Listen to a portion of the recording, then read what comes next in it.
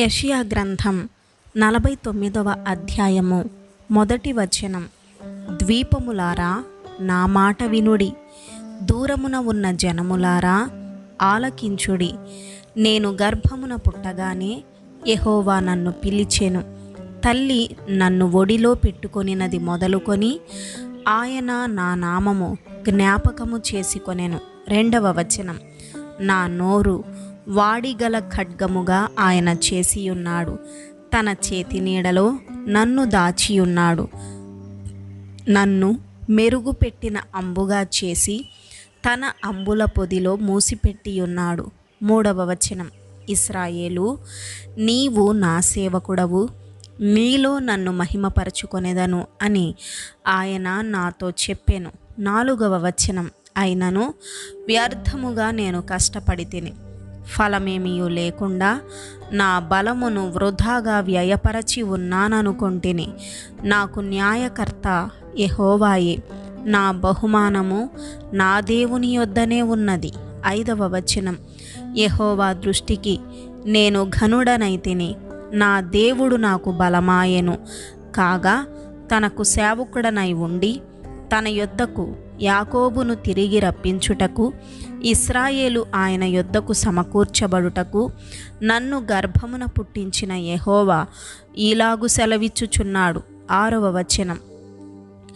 నీవు యాకోబు గోత్రపు వారిని ఉద్ధరించునట్లును, ఇశ్రాయేలులో తప్పింపబడిన వారిని రప్పించునట్లును నా సేవకుడవై ఉండుట ఎంతో స్వల్ప విషయము.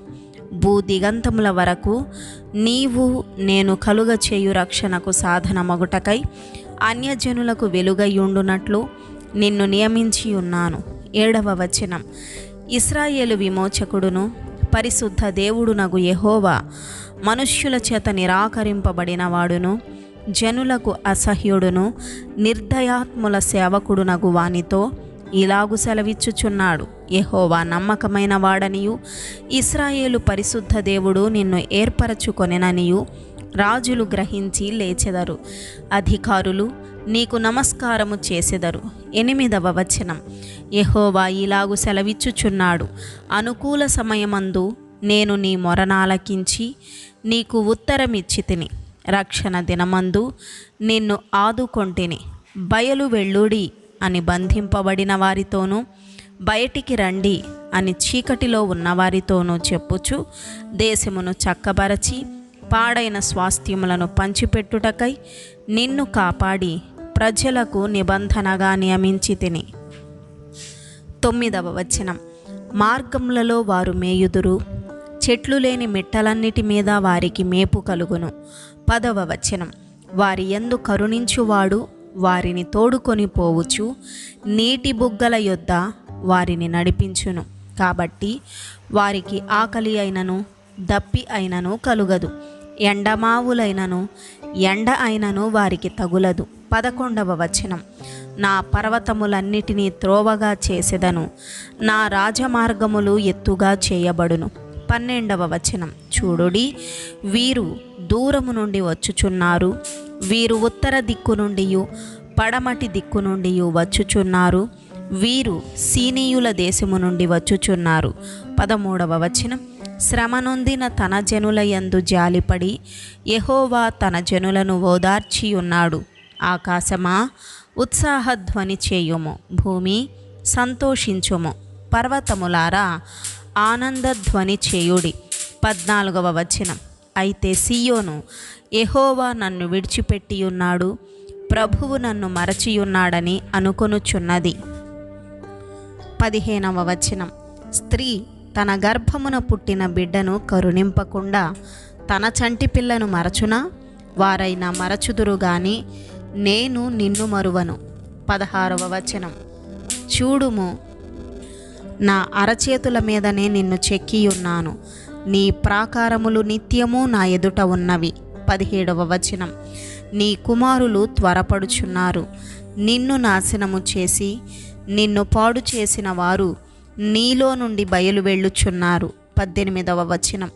కన్నులెత్తి నలుదిశలా చూడుము, వీరందరూ కూడుకొనుచు నీ యొద్దకు వచ్చుచున్నారు, నీవు వీరినందరినీ ఆభరణముగా ధరించుకొందువు. పెండ్లి కుమార్తె వడ్డానము ధరించుకొనున్నట్లు నీవు వారిని అలంకారముగా ధరించుకొందువు. నా జీవము తోడని ప్రమాణము చేయుచున్నానని యెహోవా సెలవిచ్చుచున్నాడు. 19వ వచనం.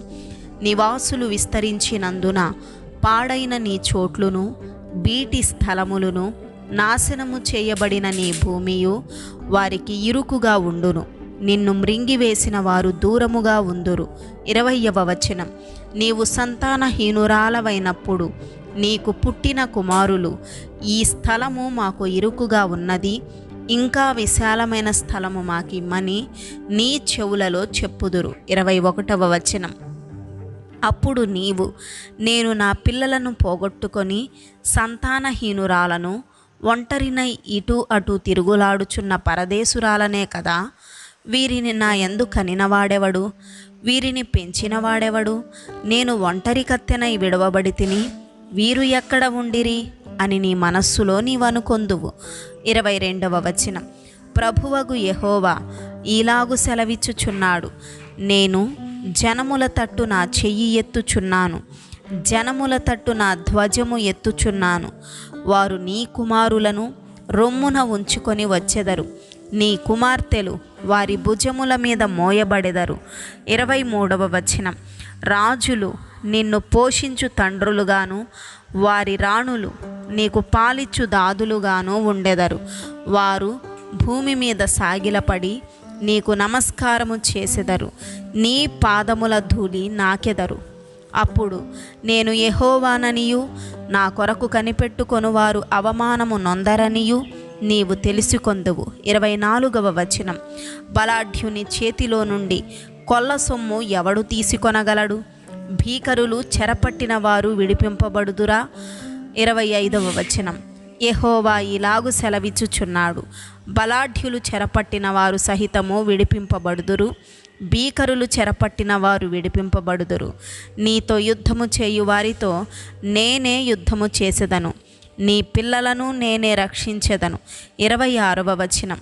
యెహోవానైన నేనే నీ రక్షకుడననియు, యాకోబు బలవంతుడు నీ విమోచకుడనియు మనుష్యులందరూ ఎరుగునట్లు నిన్ను బాధపరచు వారికి తమ స్వమాంసము తినిపించెదను. క్రొత్త ద్రాక్షారసము చేత మత్తులైనట్లుగా తమ రక్తము చేత వారు మత్తులగుదురు. ఆమెన్.